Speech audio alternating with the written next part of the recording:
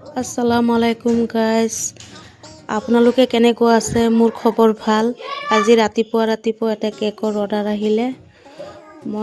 অৰ্ডাৰটো আহিছে জুৰিয়াৰ পৰা, নগাঁও জুৰিয়াৰ পৰা। এতিয়া মই কেকটো বনাবলৈ আৰম্ভ কৰিলোঁ। এয়া চাওক, মই চুগাৰ চিৰাম লগালোঁ, এতিয়া ক্ৰীম লগাই আছোঁ।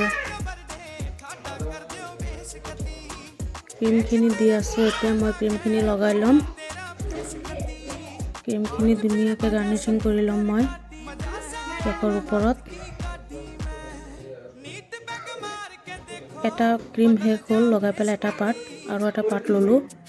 মই সেইখিনি দেখাব পৰা নাই, সময়টো কম আছিলে। মানে 8টা বজাত লৈ যাব। মই ক্ৰীমখিনি লগাই আছিলোঁ।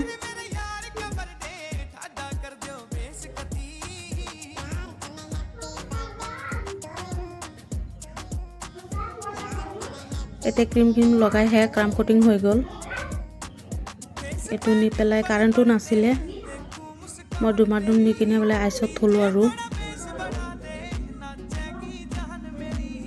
তাৰপিছত মই দুইটা একেলগতে কৰিলোঁ। 1.5 কেজিমান আছিলে কেকটো।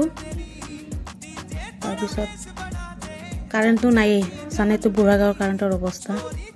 এনেকৈ মানে লগাই 4টা ৰ'জ বনাই পেলাই লগাই দিলোঁ। লগাই পেলাই মই অলপ বাকী কাম আছিলে সেইখিনি কৰিলোঁ।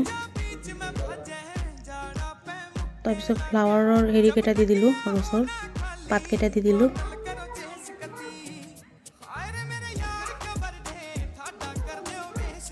অৰ্ডাৰটোৰ কাৰণে মানে মানুহ যিজনে নিবহিজনে আহি পেলাই বহি আছিলে। এইটো ফাইনেল হেৰি আছিলে,